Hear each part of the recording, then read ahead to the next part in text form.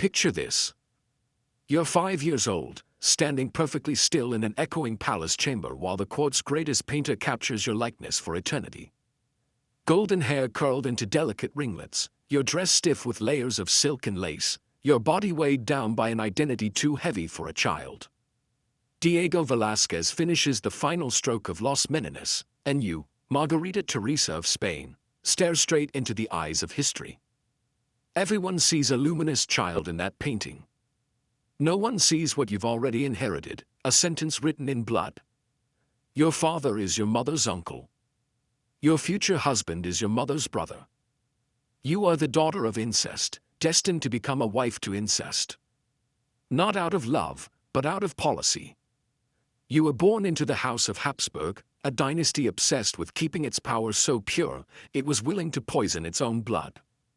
Every curtsy you perform, every lesson you learn, every smile you force is preparation for one role: sacrifice. You don't know it yet, but your childhood is the only time you'll taste air that isn't laced with duty. And that air is already starting to vanish.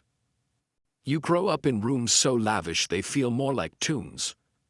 Every wall drips with gold, but there is no warmth in the palace of Madrid, only duty, only eyes. Servants bow when they see you, but they also report your every word. Tutors correct your posture, your tone, your thoughts. You are told what to wear, what to believe, who to love. You are the royal jewel of two empires, Spain and Austria, and your body is their bridge. At 7, you begin hearing whispers about marriage. Not to a stranger, but to your uncle Leopold, the Holy Roman Emperor. The same man who bounced you on his knee as a baby will one day enter your marriage bed. No one finds this disturbing. They call it dynastic necessity. You call it confusion, but only in silence. Even your dolls wear crowns. Even your bedtime stories end in treaties. You are not raised for happiness. You are raised for alliance, for breeding. By the time you're 10, you understand what your womb is worth to empires. You look at your mother, frail, tired, haunted, and wonder if love ever lived here. You will never ask. You already know the answer. You are 15 when they finally send you away. Not to school, not to freedom, but to Vienna. 1,000 miles from the only world you've ever known, your future sealed in wax long before you even had a voice. They call it a grand union. Spain and Austria join through you, but you know better. You are the envelope carrying royal blood, signed with your body. The journey takes weeks, each mile a farewell to the ghost of who you could have been. When you arrive, your uncle greets you not as family, but as property he has long awaited.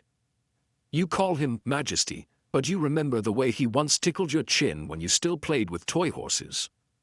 The wedding is magnificent. Candles blaze, choirs sing, the court claps as if this is celebration. But beneath your jeweled veil, your face is pale. The dress weighs more than your body. The ring slides onto your finger like a shackle disguised in gold. That night, you are no longer niece. No longer child. No longer girl. You are wife. And the man who undresses you has your grandfather's eyes. Your marriage is not a union, it's a command. Within months, the pressure begins. You are expected to conceive, to produce heirs strong enough to carry 2 empires on their tiny shoulders. But your body was not built for this. Your hips are narrow, your blood fragile, your lineage so twisted by generations of inbreeding that even your bones ache under the weight of it. Still, they celebrate when you become pregnant. Courtiers toast to the glory of Habsburg fertility while you vomit blood in private. The midwives whisper behind doors that shouldn't be closed. You miscarry, again and again, and each time, they look at you as if you failed a sacred duty. As if the empire cracked because your womb is broken. But no one asks how it feels to carry a child you didn't choose, conceive with a man who should have been your uncle, not your husband. You begin to pray, not for a child, but for a painless death. Your smile becomes porcelain, perfect, silent, cold. At royal banquets, you sip wine and pretend not to bleed. You are 16 years old and already dying in pieces. There's a mirror in your chamber, tall and cruel, framed in gold that mocks you every morning. You stand before it dressed like a queen, but all you see is a withered girl trapped in a woman's costume. Your face is pale, lips painted in carmine to simulate life, eyes ringed in shadow from nights you cannot sleep. Your ladies-in-waiting tighten your corset until your breath comes in gasps. Beauty must never breathe too deeply. They tell you you're adored in both courts, that artists still paint you as the Habsburg pearl. But the portraits lie. They do not capture the limp in your step, the tremble in your hands, the bloodstains hidden in your linens. Each morning is a performance, each gesture a lie rehearsed to perfection. Even your laughter has become scripted. You learn to keep your pain behind your teeth, to weep without sound. When Leopold enters your chambers, you smile. When he leaves, you wipe the blood from your thighs with lace. You are 17, and your body is collapsing under centuries of genetic pride. The mirror shows you a princess. But inside, you are already a ghost. They say you're lucky to have him, Leopold, Emperor of the Holy Roman Empire, your uncle, your husband, your fate. But when he touches you, it's like being held by the dead. His hands are cold, his breath stale, his eyes always calculating. He doesn't hurt you. He doesn't need to. His indifference wounds you more deeply than cruelty ever could. To him, you are not a wife, not even a woman. You are a vessel, a fragile container for imperial blood. And when your belly swells again, the court rejoices as if your suffering were divine proof of God's favor. But you know the truth. You feel the sickness spreading like mold behind your ribs, the same sickness your mother carried, and her mother before her. The child inside you kicks weakly, and even that hurts more than it should. You whisper prayers in languages that haven't been spoken in centuries. You beg the Virgin Mary to spare the baby from your face, from your blood, from this legacy. But you know she won't. Because this empire only knows how to consume. And now it's eating you from the inside out. The labor comes early, and it comes like a storm. Your screams are muffled behind velvet curtains while the court toasts in the next room, pretending not to hear. Blood pools beneath you, too much, too fast. Midwives whisper prayers between frantic commands. You beg for your mother, but she is oceans away and dying herself. The pain shreds through you like glass, and when the child is finally pulled from your broken body, they don't even let you hold her. A girl. Maria Antonia. Another princess for the Habsburg game board. They clean her, wrap her in silk, and take her away before your fingers can brush her cheek. They're already planning her marriage. Already counting the bloodlines. You're left in the silence, your body hollow, your veins icy. Fever comes within hours. Infection follows, winding its way through your flesh like smoke through a ruined house. No one tells you you're dying. They smile, tell you to rest, feed you lies with silver spoons. But you can feel it, the slow unraveling. Your insides turning against you. You close your eyes and realize you've spent your entire life preparing to be nothing more than a name on a family tree. They move your bed near the window, as if sunlight can cure wrath. Outside, Vienna blossoms in spring, lovers walking, fountains singing, life blooming everywhere but inside you. You lie still beneath brocade blankets that weigh more than your body. Your limbs swell, your skin yellows, your breath rattles like a carriage wheel stuck in mud. Priests visit with soft voices and trembling hands, offering sacraments you're too weak to swallow. Courtiers bow low and pretend you're getting better.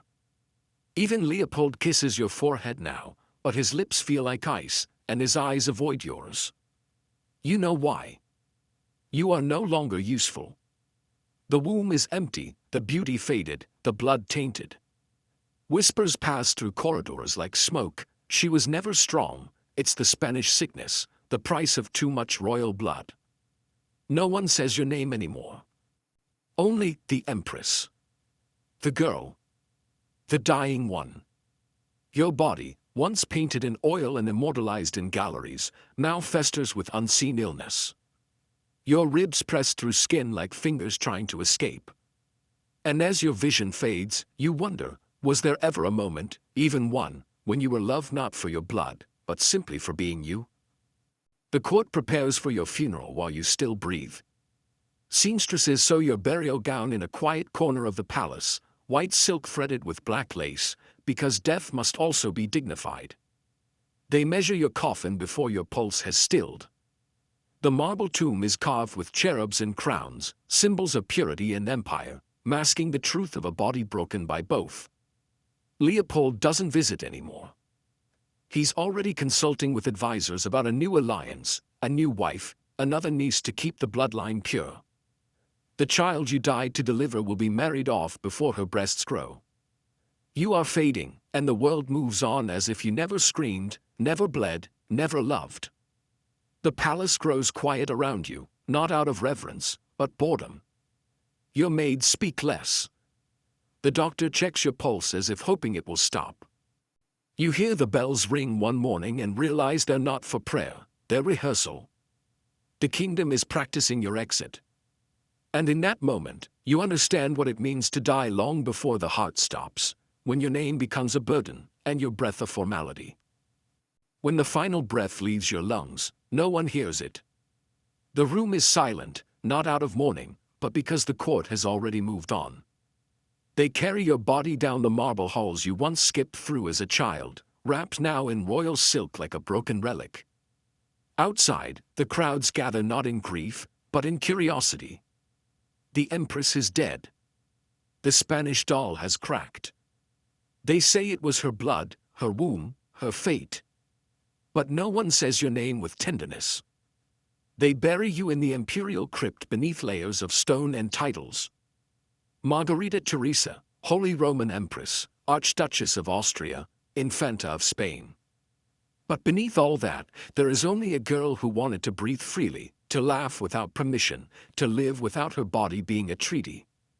The paintings remain, forever 5 years old, forever smiling, while the real you dissolves into memory and myth. You were born to preserve a dynasty and die before becoming a woman. And history, polite and cruel, will call your life a sacrifice, when in truth, it was a theft dressed in gold and silence.